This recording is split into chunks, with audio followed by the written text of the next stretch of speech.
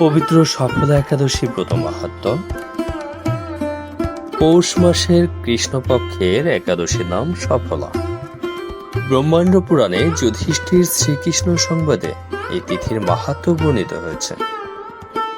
যুধিষ্ঠির বললেন, হে প্রভু, পৌষ মাসের কৃষ্ণপক্ষে একাদশীর নাম, বিধি এবং পূজ্য দেবতা বিষয়ে আমার কৌতূহল নিবারণ করুন। শ্রীকৃষ্ণ বললেন, হে মহারাজ, আপনার প্রতি স্নেহবশত সেই ব্রত কথা বিষয়ে বলছি। এই ব্রত আমাকে যেরকম সন্তুষ্ট করে, বহু দান দক্ষিণাদি যুক্ত যজ্ঞাদি দ্বারাও আমি সেরকম সন্তুষ্ট হই না। তাই যত্ন সহকারে এই ব্রত পালন করা কর্তব্য। হরে কৃষ্ণ। পৌষ মাসের কৃষ্ণপক্ষে একাদশীর নাম সফলা।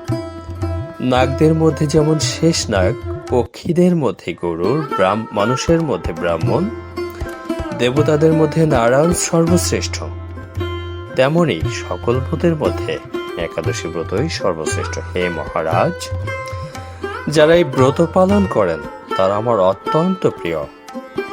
তাদের এই জগতে ধনলাভ এবং পরজগতে মুক্তি লাভ হয়। হাজার হাজার বছর তপস্যায় যে ফল লাভ হয় না, একমাত্র সফলা একাদশীতে রাত্রি জাগরণের ফলে তা অনায়াসে প্রাপ্ত হওয়া যায়। হরে কৃষ্ণ। মহিষ্মত নামে এক রাজা প্রসিদ্ধ চম্পাবতী নগরে বাস করতেন। এই রাজার 4 জন পুত্র ছিল, কিন্তু তার জ্যেষ্ঠ পুত্র লুম্ভক সর্বদা পরস্ত্রী গমন, মদ্যপান প্রভৃতি অসৎ কার্যে রত ছিল। সে সর্বক্ষণ ব্রাহ্মণ, বৈষ্ণব দেবতাদের নিন্দা করত। পুত্রের এই আচরণে ক্ষুব্ধ হয়ে রাজা তাকে রাজ্য থেকে বার করে দিলেন। স্ত্রী, পুত্র, পিতামাতা, আত্মীয় স্বজন পরিত্যক্ত হয়ে সে এক গভীর বনে প্রবেশ করল। সেখানে কখনো জীব হত্যা, আবার কখনো চুরি করে জীবন ধারণ করতে লাগলো। কিছুদিন পরে একদিন সে নগরে প্রহরীদের কাছে ধরা পড়ল, কিন্তু রাজপুত্র বলে সেই থেকে সে মুক্তি পেল। পুনরায় সে বনে গিয়ে জীব হত্যা ও ফলমূল আহার করে দিন যাপন করতে লাগলো। ওই বনে বহু বছরের পুরানো একটি বিশাল অশ্বত্থ বৃক্ষ ছিল। সেখানে ভগবান শ্রী বাসুদেব বিরাজমান বলে বৃক্ষটি দেবত্ব প্রাপ্ত হয়েছে।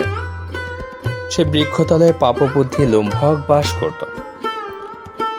বহুদিন পর তার পূর্বজন্মের কোনো পুণ্য ফলে সে পৌষ মাসের দশমী দিনে কেবল ফল আহারে দিন অতিবাহিত করল। কিন্তু রাত্রিতে অসহ্য শীতের প্রকোপে সে মৃতপ্রায় হয়ে রাত্রি যাপন করল। পরদিন সূর্যোদয় হলেও সে অচেতন হয়ে পড়ে রইল। দুপুরের দিকে তার চেতনা ফিরল। ক্ষুধা নিবারণের জন্য সে অতি কষ্টে কিছু ফল সংগ্রহ করল। এরপর সেই বৃক্ষতলে এসে পুনরায় বিশ্রাম করতে থাকে। রাত্রিতে খাদ্যের অভাবে সে ক্রমশ দুর্বল হয়ে পড়ল। সে প্রাণ রক্ষার্থে ঈশ্বরের উদ্দেশ্যে ফলগুলি নিয়ে, হে ভগবান, আমার কি গতি হবে বলে অশ্রুপাত করতে করতে সে বৃক্ষমূলে, হে লক্ষ্মীপতি নারায়ণ, আপনি প্রসন্ন হন বলে নিবেদন করল। এইভাবে সে অনাহারে ও অনিদ্রায় সে রাত্রি যাপন করল। ভগবান নারায়ণ সে পাপী লুম্ভকের রাত্রি জাগরণকে একাদশীর জাগরণ এবং ফল অর্পণকে পূজা বলে গ্রহণ করলেন। এইভাবে অজ্ঞাতসারে লুম্ভকের সফলা একাদশী ব্রত পালন হয়ে গেল। প্রাতকালে আকাশে দৈববাণী হল, হে পুত্র, তুমি সফলা ব্রতের পূর্ণ প্রভাবে রাজ্য প্রাপ্ত হবে। সেই দৈববাণী শোনা মাত্র লুম্ভক দিব্যরূপ লাভ করলো। তার পাপবুদ্ধি দূর হলো। সে পুনরায় নিষ্কণ্টক রাজ্য লাভ করল। স্ত্রী পুত্র সহ কিছুকাল রাজ্য সুখ ভোগের পর পুত্রের উপর রাজ্যের ভার দিয়ে সে সন্ন্যাস আশ্রম গ্রহণ করল। অবশেষে মৃত্যুকালে সে অশোক অভয় ভগবানের কাছে ফিরে গেল। হে মহারাজ, এভাবে সফলা একাদশী যিনি পালন করেন, তিনি জাগতিক সুখ এবং পরে মুক্তি লাভ করেন। এই ব্রতে যারা শ্রদ্ধাশীল তারাই ধন্য, তাদের জন্ম সার্থক, এতে কোনো প্রকার কোনো সন্দেহ নেই।